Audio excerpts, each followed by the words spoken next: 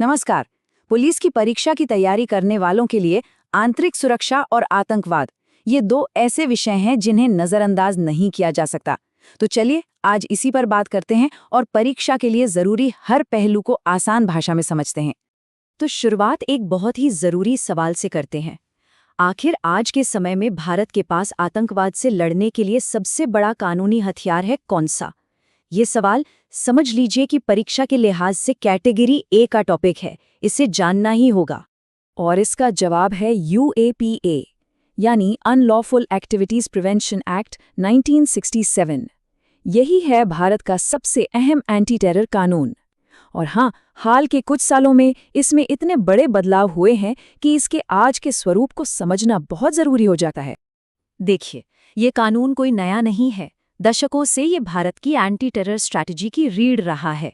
लेकिन 2019 में जो इसमें बदलाव हुए ना, उन्होंने इसे पहले से कहीं ज्यादा ताकतवर बना दिया है। तो वो क्या बड़े बदलाव थे? असल में 2019 के संशोधनों ने तो जैसे इस कानून का पूरा चेहरा ही बदल दिया। 3 सबसे बड़े बदलाव हुए। पहला, अब सरकार सिर्फ किसी संगठन को नहीं बल्कि किसी व्यक्ति को भी आतंकवादी घोषित कर सकती है। दूसरा, जांच का दायरा बढ़ा दिया गया। और तीसरा, आतंक से जुड़ी प्रॉपर्टी को जब्त करने की प्रक्रिया को और भी आसान और तेज बना दिया गया है। अच्छा, अब परीक्षा के लिए इसमें से क्या याद रखना है? कुछ खास धाराएं हैं जिन पर सीधी नजर होनी चाहिए। जैसे धारा 15 जो बताती है कि आतंकवादी कृत्य होता क्या है। फिर है धारा 16 जिसमें सजा का जिक्र है, और सजा भी कोई छोटी मोटी नहीं, मौत की सजा या उम्र कैद तक। और एक और बहुत जरूरी धारा है 43D। ये जमानत को लेकर है और इसकी शर्तें इतनी सख्त हैं कि जमानत मिलना लगभग नामुमकिन हो जाता है। ठीक है, तो हमने कानूनी हथियार यानी UAPA को तो समझ लिया, पर सवाल ये है कि ये हथियार किन खतरों से लड़ने के लिए बनाया गया है। चलिए अब भारत की आंतरिक सुरक्षा के सामने खड़ी सबसे बड़ी चुनौतियों पर नजर डालते हैं। सबसे पहला और सबसे बड़ा खतरा आतंकवाद। खासतौर पर वो आतंकवाद जिसे सीमा पार से हवा दी जाती है। जम्मू कश्मीर जैसे इलाके इसकी सबसे बड़ी मिसाल हैं। दूसरा बड़ा खतरा है वामपंथी उग्रवाद, जिसे हम नक्सलवाद के नाम से भी जानते हैं। इसका असर भारत के मध्य और पूर्वी हिस्सों में सबसे ज्यादा देखने को मिलता है, जिसे रेड कॉरिडोर भी कहा जाता है। तीसरी चुनौती हमें ले चलती है देश के उत्तर पूर्वी हिस्से में। यहाँ दशकों से अलगाववाद और जातीय संघर्षों की वजह से उग्रवाद एक बड़ी समस्या बना हुआ है। और चौथा खतरा, जो आज के दौर का सबसे बड़ा खतरा बनता जा रहा है, वो है साइबर सुरक्षा। डिजिटल इंफ्रास्ट्रक्चर पर हमले और डेटा की चोरी ये पूरे देश के लिए एक बहुत बड़ा रिस्क है। तो ये हो गए 4 बड़े मोर्चे। अब सवाल ये है कि इन मोर्चों पर लड़ कौन रहा है। भारत के पास इन खतरों से निपटने के लिए कई स्पेशल एजेंसियां हैं। चलिए जानते हैं कि ये कौन सी एजेंसियां हैं और इनकी भूमिका क्या है। सबसे पहले बात करते हैं NIA की। 2009 में बनी ये एजेंसी आतंकवाद से जुड़े मामलों की जांच के लिए सबसे बड़ी सेंट्रल एजेंसी है। फिर आती है NSG, जिन्हें हम ब्लैक कैट्स के नाम से जानते हैं। ये एक इलीट कमांडो फोर्स है। और फिर है हमारी खुफिया एजेंसियां, IB, जो देश के अंदर की खुफिया जानकारी जुटाती है, और रॉ, जो देश के बाहर की। उत्तर प्रदेश की अपनी UP ATS भी है। IB और रॉ को लेकर अक्सर कंफ्यूजन हो जाता है, तो इसे याद रखने का एक बहुत ही सिंपल तरीका है। I से IB, I से इंटरनल, यानी IB देश के अंदर काम करती है और रॉ वो देश के बाहर खुफिया जानकारी जुटाती है। तो हमने UAPA की बात की, एजेंसियों को समझा, लेकिन इनके अलावा भी कुछ और कानून और ऑपरेशंस हैं जिनका जिक्र जरूरी है। चलिए जरा इतिहास पर एक नजर डालते हैं।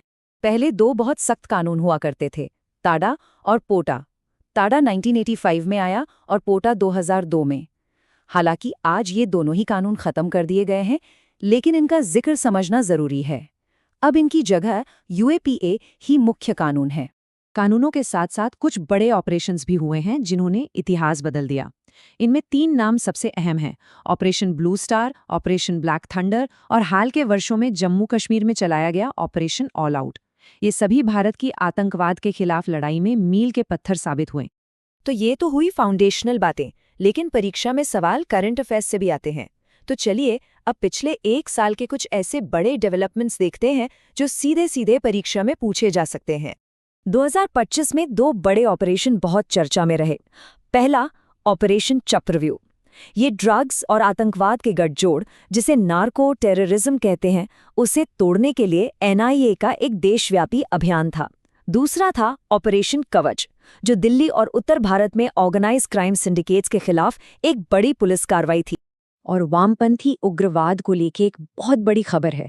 गृह मंत्रालय ने एक टारगेट सेट किया है और वो टारगेट है मार्च 2026 तक भारत को इससे पूरी तरह से मुक्त करना।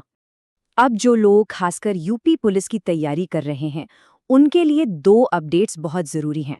पहला, यूपी एटीएस ने देवबंद, बहराइच और मेरठ जैसी जगहों पर अपनी नई यूनिट्स खोली हैं। और दूसरा, सेफ सिटी प्रोजेक्ट के तहत लखनऊ और नोएडा समेत 18 शहरों में एआई वाले फेशियल रिकग्निशन सिस्टम लगाए गए हैं। साइबर क्राइम की बात करें तो एक नंबर याद रखना बेहद जरूरी है, 1930। ये अब साइबर क्राइम की रिपोर्टिंग के लिए नेशनल हेल्पलाइन नंबर है। 2025 में कुछ और मुद्दे भी छाए रहे, जैसे डीप फेक का बढ़ता खतरा, जिसे सरकार ने एक आंतरिक सुरक्षा खतरा माना है। कनाडा खालिस्तान विवाद भी सुरक्षा के लिहाज से एक बड़ी चिंता बना रहा, और लाल सागर संकट ने दिखाया कि कैसे समुद्री सुरक्षा देश की आर्थिक सुरक्षा से जुड़ी है। मतलब साफ है, खतरे लगातार अपना रूप बदल रहे हैं। और यहीं पर हम एक बड़े सवाल पर आकर रुकते हैं। जब खतरे जमीन की लड़ाई से निकलकर डीप फेक जैसे डिजिटल हथियारों तक पहुंच गए हैं, तो हमारी सुरक्षा रणनीतियों को भी बदलना होगा, है ना? तो सवाल यह है कि भारत की सुरक्षा रणनीति का अगला कदम क्या होना चाहिए?